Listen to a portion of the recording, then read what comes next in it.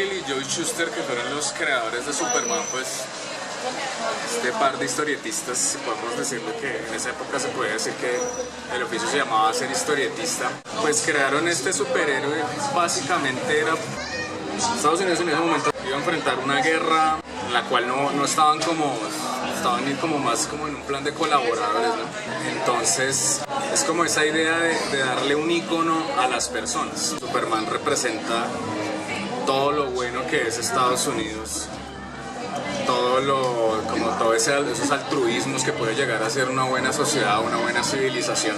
Entonces básicamente Superman es como ese icono, como esa esperanza de que bueno, estamos combatiendo una guerra, Estados Unidos estaba en una época complicada pues por lo de la Gran Depresión, todos los recursos del país digamos estaban destinados a esa guerra, y lo que le estaban vendiendo a la gente era que nosotros como norteamericanos somos los buenos y los nazis, Alemania, todo este conflicto, pues ellos son los malos. Entonces tenemos que crear un icono que combata eso. Entonces una manera es como de darle esperanzas a las personas, también es como meterse en ese cuento de los imaginarios colectivos y darles esos símbolos. Entonces es como decir, bueno, estamos acá en este país, pero mire, hemos creado Superman y Superman es este símbolo que nos va como a alentar en este espíritu de que somos norteamericanos y Superman va a estar peleando contra los nazis.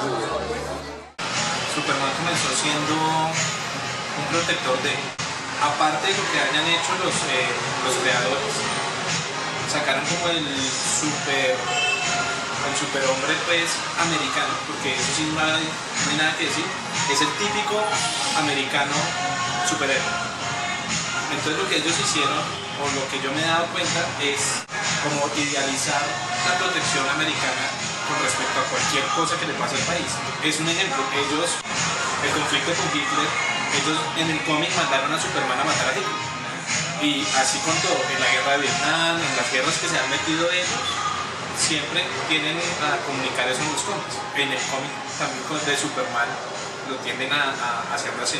La comunicación pues que yo veo de Superman, del cómic Superman, es la protección siempre ha sido así. Digamos los que tenemos 20 años en adelante, ya no vemos a Superman como el superhéroe, sino como la estrategia de comunicación de algo superficial, digamos así, de América.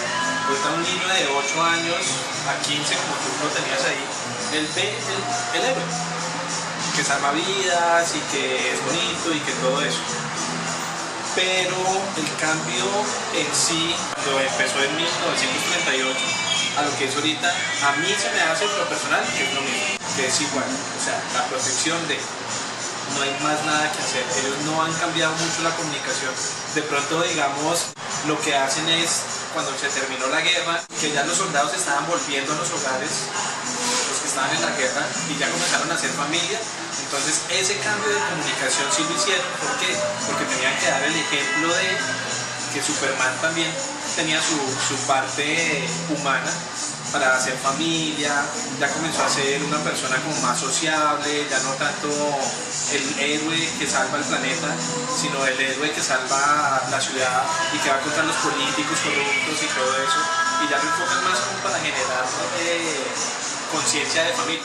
Edad de Oro, que fue el comienzo de Superman, él tiene prácticamente la misma línea de historia, por así decirlo, que tienen las generaciones futuras, que son Edad de Plata y después Multiverso, que es, bueno, él crece siendo Clark Kent de Villa Chica, bueno, lo adoptan allá. La única diferencia entre Edad de Oro y Edad de Plata es que, bueno, al final de Edad de Oro, él ya muere, pues muere entre comillas porque lo mandan a otro lugar, a una especie de dimensión paralela que es como un paraíso, y vuelve a reaparecer después hasta el final de la saga de Crisis Infinitas, donde pues muere finalmente. Y la diferencia ahí es que él durante su infancia no tiene concepción, por así decirlo, de sus poderes, no hay una especie de Superboy en la Edad de Oro. Hasta Edad de Plata es que empiezan con toda la saga de Superboy, aparecen otros personajes extras como el Super Perro, aparece la prima de Krypton. Y de hecho cuando en Edad de Plata, cuando él ya está casado con Luisa Lane, ellos adoptan a la prima como si fuera hija de ellos, para hacer una coartada, por así decirlo, por la identidad secreta. La diferencia en Edad de Plata es que ellos quisieron hacer en Edad de Oro una versión durante la guerra, y la Edad de Plata empezó después de la guerra, para empezar, por así decirlo, como un comienzo más fresco, como más actual. Superman pues se acopló bastante bien al cuento de que el superhéroe representa a Estados Unidos, y además que Superman pasó una cosa curiosa, y es que trascendió. El símbolo se volvió ya parte, se volvió un ícono de la cultura popular. Entonces, así como vemos McDonald's, Coca-Cola, pues no reconoce a Superman, no reconoce el símbolo de Superman y esa S y todo lo que connota el superhéroe, ¿no? Pero claro, después de que se acaba la Segunda Guerra Mundial y Estados Unidos ganamos y se acabó la guerra, pues desgraciadamente los superhéroes cayeron en un estado de que, bueno, ¿contra quién nos ponemos a luchar? Ya no hay nazis. Entonces muchos superhéroes cayeron en el olvido, empezaron a predominar más como los cómics de los strips, todo este cuento. A los adolescentes les empezó a gustar más como el cuento de leer a Archie, no a Superman, pues porque eso representaba como el American Highlight. Y entonces, porque es este cuento como de las hamburguesas, de pasarla rico, lo bacano, ya no hay guerra, entonces vivamos bacano. Entonces ahí empieza a entrar otro aspecto interesante, y es que empieza a aparecer la ciencia ficción como un elemento, como un aditivo a los superhéroes. Entonces casi todos los superhéroes de esa época, muchos se acabaron. Antes de la Liga de la Justicia y que se creara todo este concepto, existía la Sociedad de la Justicia Americana, que eran unos superhéroes que de los conocidos solamente estaba la Mujer Maravilla y era Hangman. Bueno, todos estos superhéroes quedaron relegados, digamos, esa gran trinidad de DC Comics que se conoce hoy en día, que es Batman, Superman y la Mujer Maravilla. Ellos sí persistieron, que fue complicado darles como enfoques, porque pues ya Superman, pues, de pasar de pelear contra los nazis a llegar y solamente de tener ya ladrones en la calle, pues ya ese argumento como que ya se usó desde el comienzo del superhéroe. Daron un código en el Senado de los Estados Unidos donde decía que la violencia no puede ser explícita en las historietas, no puede haber apología a la violencia, no puede haber apología a las drogas, no puede haber apología a armas cortopunzantes, no puede haber apología a... Sobre todo ahí lo que más cayó, lo que más llevaron del bulto fueron los cómics de terror. Entonces lo que era, no podía haber apología a los licántropos, o sea, a los hombres lobos, a los vampiros, todo ese tipo de cosas. Entonces los cómics cayeron en una especie como de infantilización, por así decirlo. O sea, ya de por sí el cuento era que pues los cómics siempre han sido para niños, además porque siempre se vendió como que las tiras cómicas venían en los periódicos, entonces el plus de los periódicos los domingos eran los cómics, las tiras de prensa, entonces era perfecto porque pues las ventas de los periódicos subían, efectivamente era porque papá, cómprame el periódico. Entonces siempre había sido para niños. Y la cuestión es que ahora tenía que ser una cosa absurda, o sea, ya el villano que supuestamente lo podían matar o podía morir o alguna cosa, tendrían que hacer un giro en el guión y decirle, no, vamos a agarrarlo, y lo agarramos de una manera muy ridícula. Entonces empezó a perder cierto potencial. O sea, Superman, si ustedes han investigado bien, Superman comenzó siendo malo, era un personaje malo. Como a los 2 años, ellos ya comenzaron a colocarlo como cosas bonitas, como siendo más bueno. Él al principio era como iba hacia justicia, como fuera. Después de como unos 4 o 5 años, cuando le vendieron los derechos a Action Comics, cuando hubo esa restricción en los cómics, ya Superman ya estaba hecho bueno, era un personaje bueno. Entonces no lo afectó mucho tampoco, porque él desde un principio lo voltearon a ser el superhéroe perfecto y no por así. Entonces decidieron quitar el código de censura, más o menos hacia mediados de los años 70, o ya a comienzos de los 80. Entonces a eso sumémosle que ya empieza a tener un carácter más social, un carácter más serio, un carácter más responsable. Y a eso sumémosle que venimos desde los años más o menos desde el 39, 38 que crean a Superman.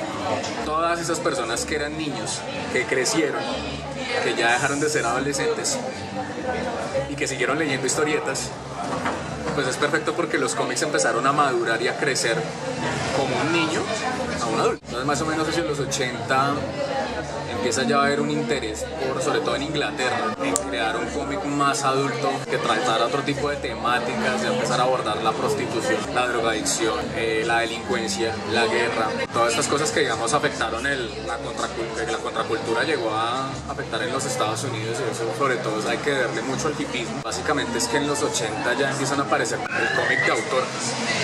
Entonces ahí ya empiezan a aparecer cosas que empiezan ya más que todo, porque sí, nosotros siempre habíamos pensado que los superhéroes, eso digamos lo alteró un poco Stan Lee, siempre se había pensado que el superhéroe era este personaje inmaculado, todopoderoso, que no le pasa nada.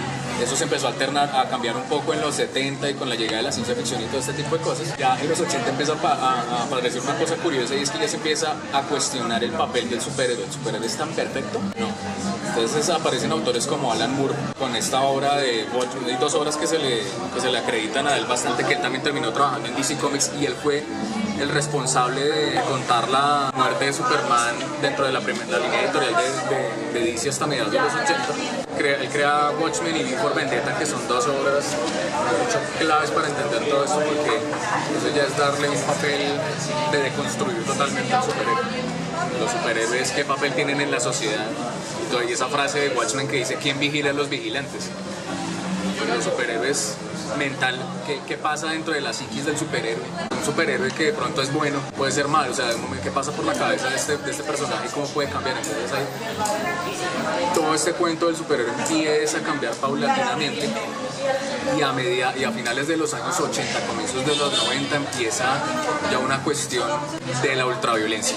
Empieza la ultraviolencia en los cómics, entonces aparecen fenómenos de cómic como alternativo independiente, que fue Spawn, y empiezan otras líneas editoriales de DC Comics. Pasa la muerte de Superman, pasa la caída del murciélago, matan a Robin, Aquaman pierde un brazo, matan a Linterna Verde y llega el segundo Linterna Verde, que es Kyle Rayner.